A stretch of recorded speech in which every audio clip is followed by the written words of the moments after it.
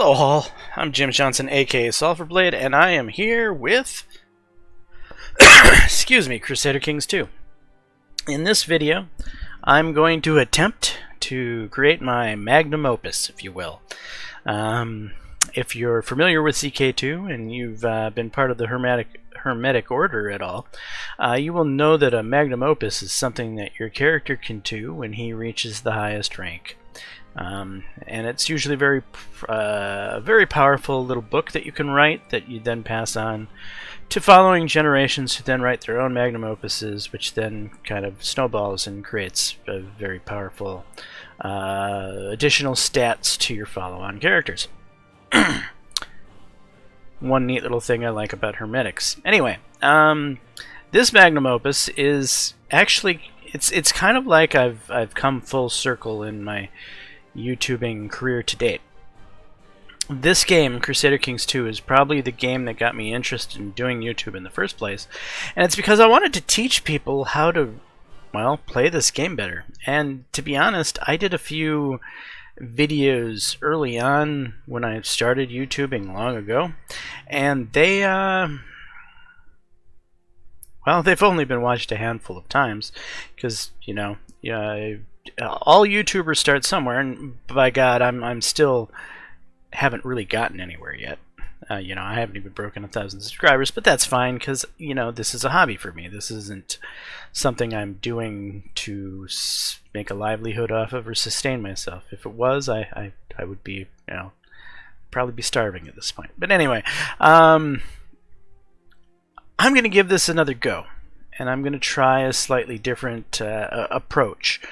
In my first approaches, I did long Let's Play-ish type scenarios where I force people to watch really long videos. Well, I've done a lot of that. I make people watch a lot of long videos, but generally those are Let's Play videos, and generally if people want to watch a Let's Play video, it's something that they're interested in watching a Let's Play video for. However, Crusader Kings 2 probably isn't the best game for Let's Play videos, if I have to be honest. There's not a whole hell of a lot of action in this game. However, this is a very complex game that could do with a lot of instructions that don't really exist. And I've spent years now, actually, in the CK2 Steam forum helping people out every now and then with questions that, well, the same questions. You know, it never ends. It's a new generation of questions every month or two, and it's a new person getting into the game, asking the new sets of questions, and I think YouTube is a great way to solve this dilemma. Though there are already YouTubers that have made tips and tricks and instructional videos. You know, everyone talks about a Roomba and his videos, blah blah blah. I want to make my own set in my own way, so I'm going to call this the master class of CK2, and I'm going to be touching on all kinds of things in no particular order. I'm just going to make relatively short videos, this one being probably longer because I'm doing a whole lot of rambling setting up what's going to actually happen in these videos. So I've already probably chewed up 5-10 minutes just rambling here without even getting the game started. But anyway, in future videos they're going to get to the point a little bit quicker, and they're going to be more targeted at a certain topic. With that being said, this video is actually going to be about starting the game.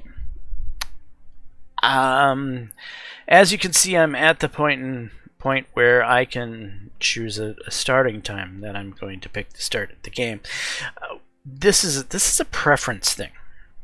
I don't think this generally translates into game difficulty per se, though I think actually starting in the 769 start is in a lot of ways easier because the world is less centralized, or at least parts of the world are less centralized.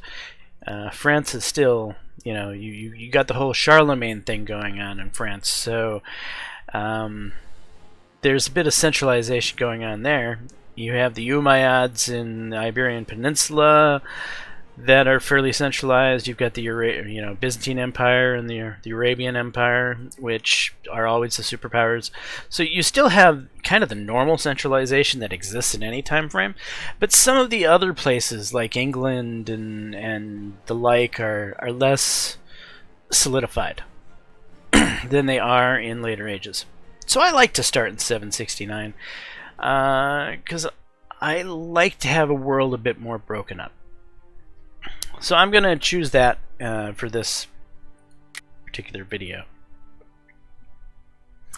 Now here, I skip these guys. I have no interest in playing the cream of the crop, the biggest of the biggest. It's boring to me.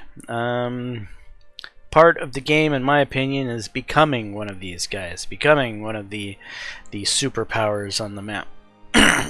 So you miss a whole aspect of the game by clicking straight into a superpower. Though granted, clicking on one of these is going to give you certainly a very different type of set of problems than if you were to pick on a random count somewhere. You have a whole different type of play that's going to then result behind trying to manage an empire compared to managing a county. And I would always recommend to newer players to start small. Start being a count, learn to be a count, learn to be a duke before trying to learn to be a king or an emperor. It's the normal stepping stones. A lot of people think, but if I'm an emperor, I have a bigger army and I can conquer the world faster. And sure, that's true, but this game is not about conquering the world. That is the first place people screw up in Crusader Kings 2, is they go into the game thinking that this game is about painting the map my color. And well, that's a great way to think about EU4. A highly aggressive player in Europa Universalis 4 is going to do very well. Though I think a highly aggressive player in Crusader Kings 2, especially if they're new to the game, is doing more harm to themselves than good. Anyway, we're going to go into custom game setup. Now, here we are at the map. You can look at this in various ways. You can change it by realm. You can show where the counts are at. So if you want to just play as a count, you don't want to play as a duke, you can find that. If you want to play as a duke, you can find, where the dukes are located. If you want to play as a king, obviously there's that. You can see where the religions lie. Cultures. Maybe you're interested in spreading Frisian culture all over the world, or maybe you're interested in Basque culture, because Basque culture gives you some unique extra abilities being a female than other cultures do. I mean, there's certain strengths and weaknesses to different cultures, and not all cultures are the same. Some cultures are just frankly weaker than other cultures, and some cultures are just at least at a military perspective, the retinues that come with them, some retinues are just better than others. So in a way, some cultures are better than others, but I don't care about that, if I have to be frank. This is not a game that needs that type of meta. It's fairly easy to never lose this game if you know what you're doing. And that's what these videos are, is getting you to the point to where you know what you're doing, where you shouldn't lose if you pick somewhere sensible. And that is the point of this particular video, is picking somewhere sensible. If you're a new player and the world is large, right? if you decide to, I don't know, come on, show me the realm breakdown better here.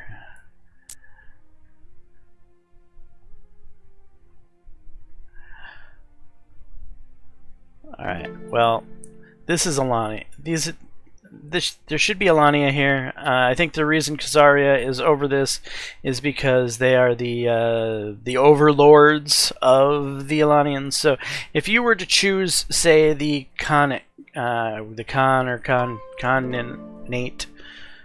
so one's a Khan, one's a Khanate. This is like an emperor title. This is like a king title. If you were to choose one of these guys, you would find a much more difficult game than, say, if you were to choose some sort of, I don't know, maybe like the duchy here in Flanders. So this is a very different experience than this.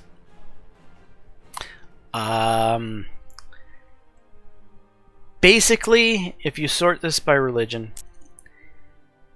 anything not Catholic is going to have a certain level of difficulty higher, with some exceptions. So, Orthodox is pretty stable, isn't that hard. Sunni, over here and here, be it the Umayyads or the I want to say Persians, but they're not Persians. Arabians. The Arabian Empire over here is typically the biggest powerhouse of the game in every game. But anyway, if you go with, well, let's just call them the Towelheads, or if you go with the Orthodox, or the Towelheads over here, or the Catholics, you're going to generally have an easier time than if you were to, say, play as a Germanic. Though, relatively speaking, the Germanics are some magnitudes easier than playing farther in this direction.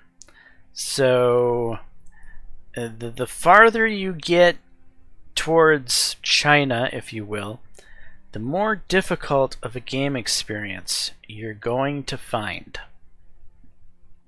by factors that get very large. I would say Germanics are probably the easiest of the tribals to play. The Sumetsko aren't too bad. They're kind of defensive-ish.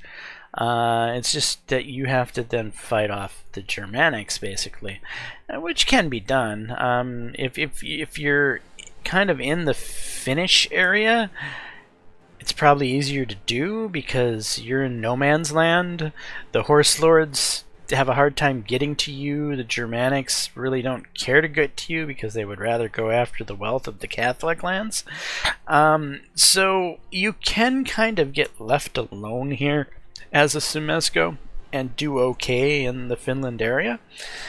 So if that's something you wanted to do, it's probably possible-ish as a newer player, but still, as a newer player, I recommend staying away from things that came after the base game. The base game was around Catholicism. It's the reason the game's called Crusader Kings, right? You're going to have a much easier time in your playthroughs if you start off as a Catholic than any other religion. Though Orthodox and Sunni are going to be relatively easy like Catholic because they are large, stable religions that have a lot of power behind them.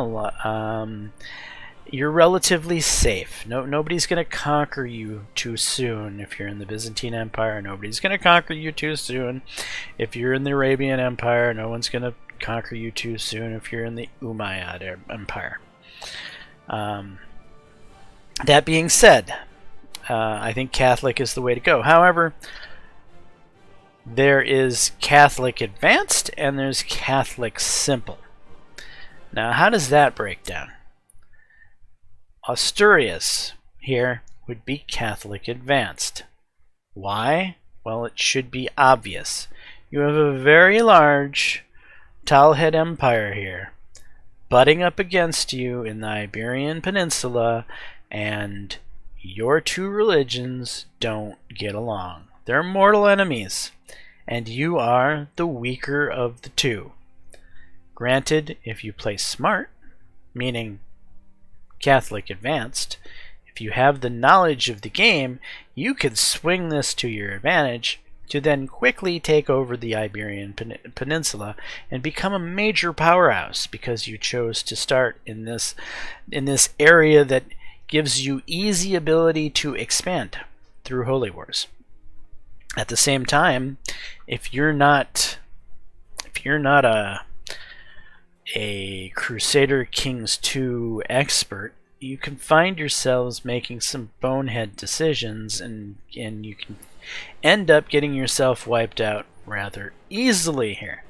So again, new players, I suggest that you start somewhere a bit, well, safer.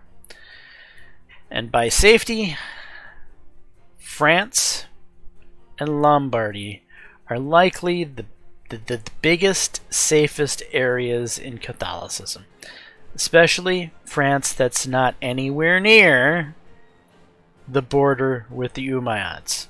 So this land here, anything in this land here, is going to be a good area to start with, to learn the basics of the game for your first game as a Catholic. Figure out how to be a vassal. Figure out that your duke wants your land. Figure out that you want to become the duke. Figure out the basics of the game.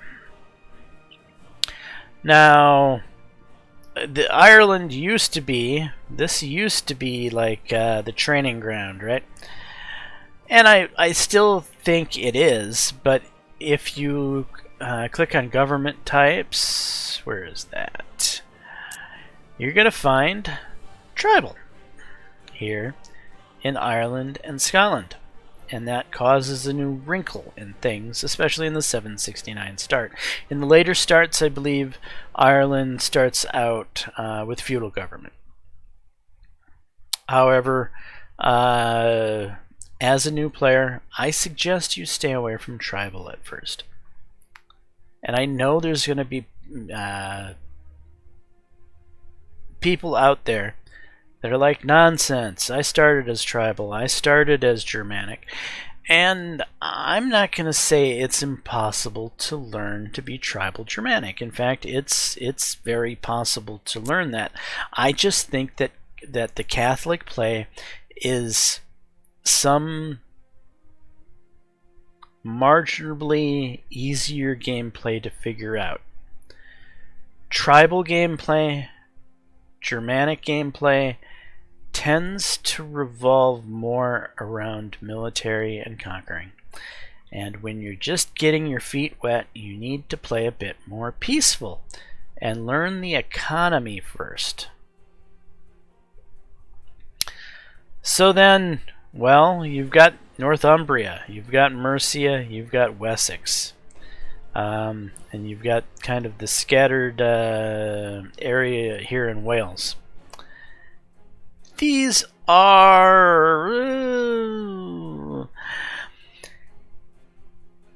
I would say, second gameplay places. You know, start in the safety of being a vassal in France. That's where I suggest new players play. And then expand over here to the English Isles, because the English Isles are very interesting. This is a wonderful area where you can really lose yourself in this game. Just, you know, in the efforts to make yourself the Emperor of Britannia. England has, especially in the 769 playthrough, it's got so much. It's such an interesting place to start, such an interesting place to run with. In fact, of my personal favorite locations to play, right here, these guys, the Kingdom of Powways. This duchy, I like to rename it Pendragon, and I rename this county to be Camelot, and I create the Kingdom of Camelot experience, if you will, as I then go on to turn the Kingdom of Wales into the Kingdom of Camelot, and then eventually the Empire of Camelot as I take over the British Isles. But this is a relatively easy path if you're familiar with the game. But again, this video is advising people who are new to the game, who have really no knowledge. They're just jumping in, wanting to get their feet wet. Stick to France. So where in France should you start? Well, let's sort this by duchies, right? So I don't suggest you start as a duke. I think starting as a duke is skipping part of the learning process of the game, and that's how to become a duke. So as you can see, France has a lot of non-duchy land, non-land controlled by dukes. In fact, if we sort by counts, we can see that there are some relatively powerful counts in the game. Like Count Baygolf here has Eu and Rouen. Count Nibelung has Vexen, Clermont, Amiens. I would try to not go with overpowered counts. Like this guy has actually 4 counties. That's quite strong. I would look for something more like this guy. Yeah, he's got 2 counties, right? So who is he? He is Count Hermeneld of Guynes. He's got the county of Guynes and Boulogne. Better yet, a count with 1 county could... No, let's go with 2 counties, because that gives you at least some additional power. Because one of the problems with starting with a single county count is you could be relatively weak and find yourself in an easy position to have your land taken by a greedy duke above you. Now you're in this situation, if you're starting as Count Hermeneld of Guynes, you are the direct vassal of the King of West Francia, directly. Well, what is your motivation when you become the Count Hermeneld here? What is your goal in life? Well, I can't sort by de jure duchies right now because we're not in the actual game mode. And I have this feeling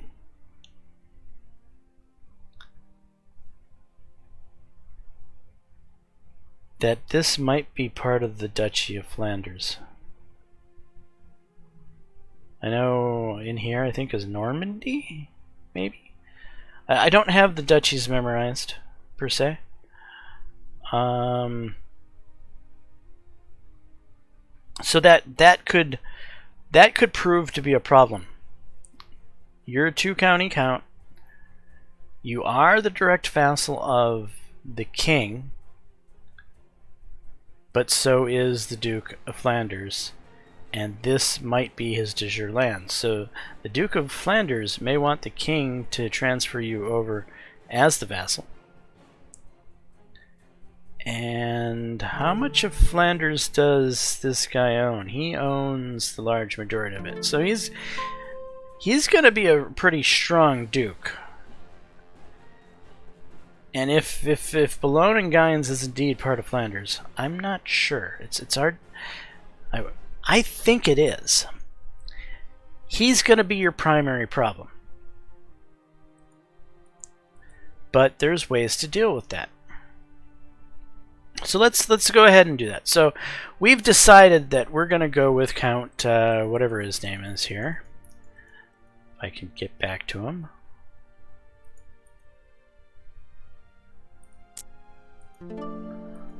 Alright, so we've decided we're going with this Count because he's in stable France.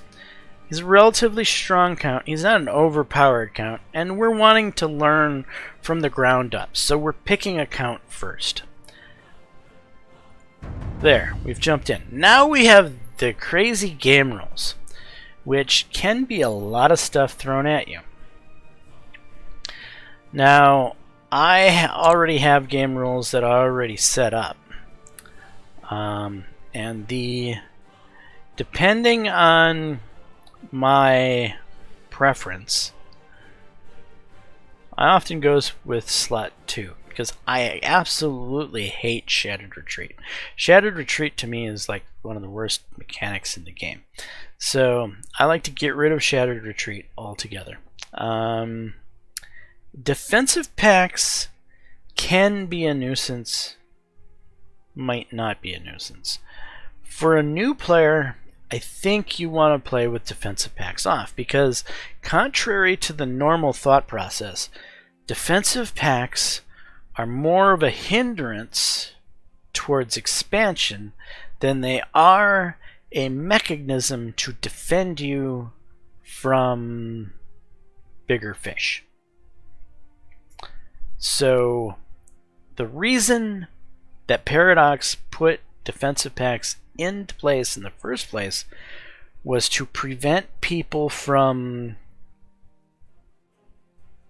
painting the map, prevent them from blobbing, to put a way to artificially challenge a human's ability to blob into the game. But as a new player, you probably don't have to worry about blobbing in your first game because you're going to have your hands full just trying to understand the game at first. So go with defensive packs off, go with Shattered Retreats off, turn minor epidemics down to fewer. Trust me, epidemics can turn into a headache, and fewer doesn't mean they're gone. They'll still come around and cause you to a headache from time to time. I prefer it at fewer. Anyway, so that's how I like to have my game rules set at. You could customize it to different ways, but I think this gives you the best type of. These rules are probably the best to give you the best experience in CK2, in my humble opinion. Now, I play with Iron Man. I am an Iron Man elitist. It's the only way I will play the game. So we're going to jump in the game itself, and this was the primary portion of this particular video. It's just how to start the game, what to think about as a new player when starting the game, where to try to go to in order to start the game. So there's some places that are just easier than others, and some places that are far harder than others. Now you get this nice little write-up here. I suggest as a new player you read this. This is good information for you. But you're going to quickly find with CK2, when you first start playing it, you're going to get a lot of information. And in fact, it could quickly feel like information overload. But if you stick with the game, you're going to discover it's not really that bad. Now, the first thing I want to verify is, yes, we are part of the de jure Duchy of Flanders. So this guy is indeed going to possibly be a problem. Let's see, he's part of the Rotting Dynasty, and I'm not. So we're probably not even family members, which is going to be yet a further compounded problem. So what would I recommend in this situation when starting out? Well, you need to find out who your problems are. I've already verified who my biggest problem is, and that is the Duke of Flanders. The easiest way to figure out who your problems are is to look at the game by the de jure map mode. Like, for instance, if we're looking over here at Normandy, right? We can see a lot of little shields in Normandy. We've got Count Guido here. We've got Count Astraldus. We've got this very strong count here who has a lot of his lands outside of the Duchy of Normandy. We have Count Bagolf of Eu, who has 2 lands within inside of the duchy. So, and then we have Count Guido. So we've got 2 guys with lands inside of the Duchy of Normandy. These guys have, this has 2 lands inside of the Duchy of Normandy. This guy has 1 land inside of the Count of Normandy, but he also has these 3 here. So you're gonna end up with this poor count here finding himself at odds with 1, 2, 3 other counts that all want to become the Duke of Normandy. This would be a contentious place to start the game. If I was to start the game here, I would quickly realize that, hey, this guy, and this guy are my natural enemies because they all want the same thing. They want the Duchy of Normandy. The first thing you should always lust for or power for or desire is the de jure duchy title that you start in. That is the first goal. That is where you should channel all your efforts towards. If you start here in Cain and you decide, you know, this land over here looks fun, well, sure, you could go that way and increase your lands, and a lot of people think that land is good, and in general land is good, but it's land that isn't optimal. Your capital county gets a general buff when you're using your marshal for troops. So you're going to be able to get more troops out of your capital county than you will your other counties. At the same time, you're going to get more troops out of your primary duchy than you're going to get out of other duchies. So if you decide to, you know, take lands out here in a different duchy, then you're going to have lands in 2 different duchies. Which means, based on where your capital is, one set of land is going to be optimal, the other set of land is going to be suboptimal. But do be aware, generally speaking, this is just a ballpark number. 12 is the ballpark number for simplicity. You can go beyond 12. You can go up to like 14 holdings if you're an emperor and you have great stewardship and a great wife and maximum laws, expanding on your personal demands, the most centralization you can have. You could squeeze about 14 holdings, but 12 is the safe bet. 12 is a stupid emperor. 12 is that emperor that's a complete moron, has no stewardship, and he's married to an idiot wife. He's going to be able to support 12 because his genius father, who somehow had him, was able to get the laws in place and set up the ability for him to have 12 holdings in the first place. So 12 is the magic number I like to think about when I'm envisioning the core of my domain.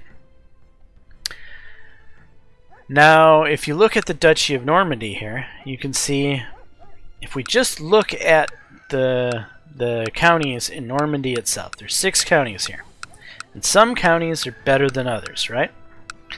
So we have Mortain, which has 2 empty holding slots, which is nice. That's a pretty decent county right there. Here we have Caen, again, 2 empty holding slots. Very nice. And once again, Evro, 2 empty holding slots. Quite nice. Only 1 empty holding slot. So here's 2 in Rowan, and 1 again in U. So there's 6 capitals of each of these counties. So that's already 6 slots if you're going to become Duke of Normandy. So you're Duke of Normandy, you own all these counties, you're using up 6 of your 12. Now you add a barony here, that's 7. A barony here is 8. A barony here is 9. A barony here is 10. A barony here is 11. A barony here is 12. But that wouldn't be the smart way to go about it, because you would likely have a capital, I don't know, in one of these counties, right? In one of these counties that have more holding slots than the other. Let's just say you choose Rowan here to be your capital of your duchy. This is the one where you want your capital to be. So you put a barony here and a barony here. You're going to get maximum troop output from having a castle and a castle baronies out of Rowan than you will the rest of the lands in your duchy. But your duchy is still going to get 25% more troops than it would if it was outside of the duchy. This is the next. Yeah, I probably have done two lessons in one in this video. This is a twofer. How to start was the first lesson. You know, who to pick, where to start. And the second lesson is basically eventually planning who you're gonna be when you're emperor, when you're the big dog. What is your goal in this game? And the most important goal is your personal goal. Any lands you own beyond you through vassals is really chump change. And I do mean that in the most stressful way I can put it.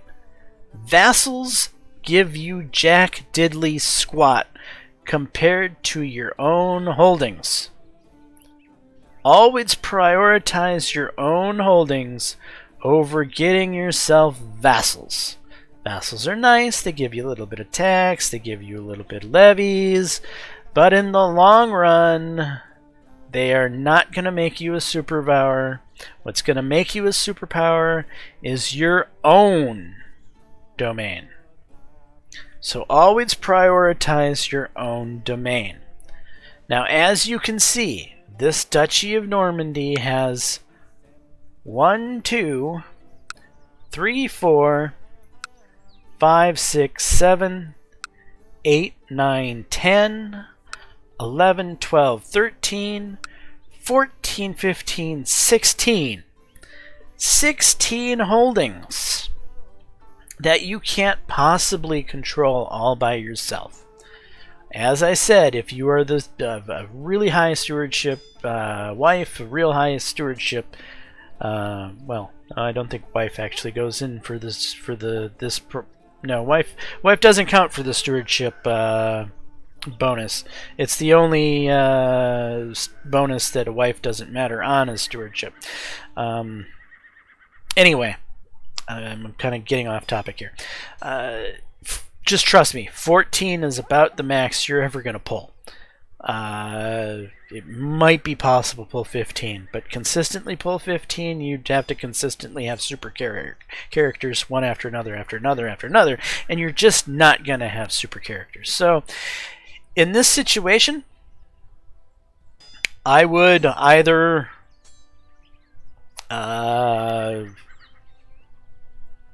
consider having some vassal baronies, or I would throw in a couple of cities. And I think cities, actually I know cities is the better option. Why is cities the better option in this land that there's going to be too much of that you can't possibly control? It's because cities provide more tax revenue than the other alternatives. And again, ultimately this game comes down to money, and now I'm getting in a whole new other neck of the woods. And let's just, let's just recap and wrap this episode up, because I wanted to make these episodes short, sweet, and simple to understand. Yes, I know I haven't done any gameplay at all. All I've done is ramble about concepts. And I think that's important. Concepts are the key to mastering this game. You master the concepts, you master the game. And what were the two concepts that was the primary focus of this particular video? They were, again, to recap, if you're new to the game, where do you start? Do you start over here somewhere and get your ass kicked? Do you start over here? You could. It's going to be a little bit more challenging. If you want to specialize in Viking play, I know being a Viking is a big draw to some people, and if that's your thing, well, do it, because that's your thing. That's what you're going to enjoy.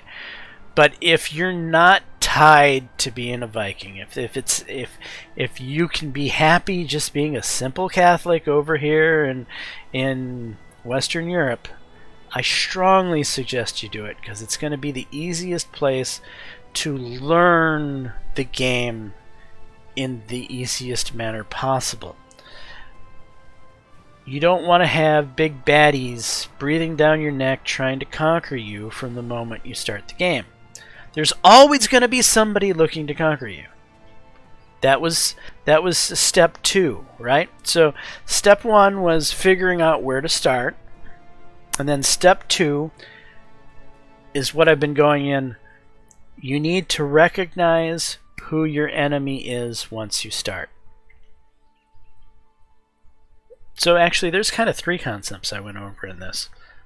Where to start, who your enemy is once you start, and then what is your long-term goal after you do start? What duchy do you want to turn into the core of your empire?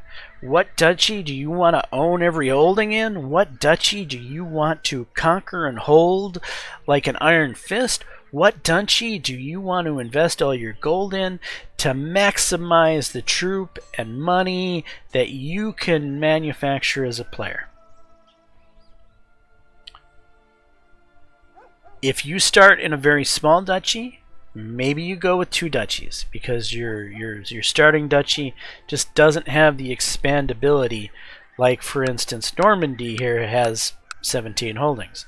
There are some duchies that are smaller. They just don't have that capacity. I should be sorting by duchies, so maybe East Anglia is a good example. East Anglia only has 2 counties. Vice, Normandy has 6 counties. So automatically there's going to be a bit of a change here, right? As you can see, there are 2 empty holdings. So you do have the capitals that are already there. So in a way, you're looking at 4 castles total out of this one duchy. However, there is prosperity, and you can unlock additional holding slots in these counties, but they're rare. It's rare to get these unlocks, but it is very possible. You can do it. So you could, after a long period of time, transform the Duchy of East Anglia into a 1, 2, 3, 4, 5, 6, 7, 8, 9, 10 into a 10-holding duchy from just the 2 counties.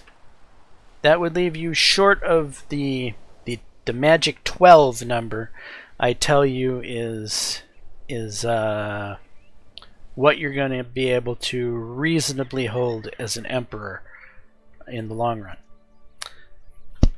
So you can see small duchies with only 2 counties can give you a problem in your long-term goal. This is not a good duchy to make your capital duchy. You want to have a duchy that can at least get you the full 12 counties that you want. And so let's look at Bourbon here. Bourbon has 3 counties. This is probably a good example of a county that can do it. Generally, the rule of thumb is 3 counties can usually get you to 12. Bourbon, 1, 2, 3, 4, 5, 6, 7 naturally. With some stewardship luck, you could go from 7, 8, 9, 10, 11, 12, 13, 14, 15. But, you know, you only need 12. So, yeah, you would need to get a little bit of stewardship going on to open up some of these slots, but it is very possible. So, a 3-county duchy is more than enough land to start your empire. Why is this such an important point I want to stress to you in the very first episode of the game? It's to clue you in that war, marriages for land, all these map painting ideas you have in your mind where you want to become Alexander the Great and conquer the world is not the best path forward.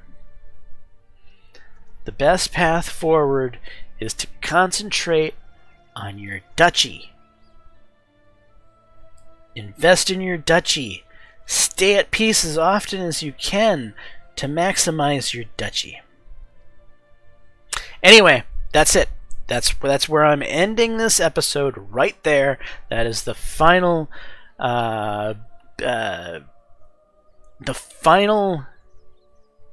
words of wisdom I'm going to put in this first masterclass of CK2. I'm James Johnson, aka Sulfurblade. This is my content. Hopefully you're enjoying it. Yes, CK2 is an older game, but there's very few games like this. This is a treasure of a game that I'm sure is going to be played for years to come. I'm sure there's going to be lots of new players coming in this game who can utilize this masterclass course of videos I'm going to lay out. Anyway, this is video 1. Hopefully you didn't find it pointless. Hopefully my rambling here has actually given you some strong goals, concepts of where to start the game with, as far as large overarching concepts, goals. In a game like this that's very complex, it's good to have some focus of where you're going. That's what I've given you. I've given you a focus on how to choose where to start, a focus on how to figure out who your mortal enemy is, a focus on how to expand your land, a focus on how to become that emperor you want to become by focusing on the duchy that you start in. And that's that, in a nutshell. Again, I'm Jaames Johnson, aka Sulfurblade. This is my content. Hopefully you're enjoying it. If so, please leave a like and subscribe. And until the next time, all, peace.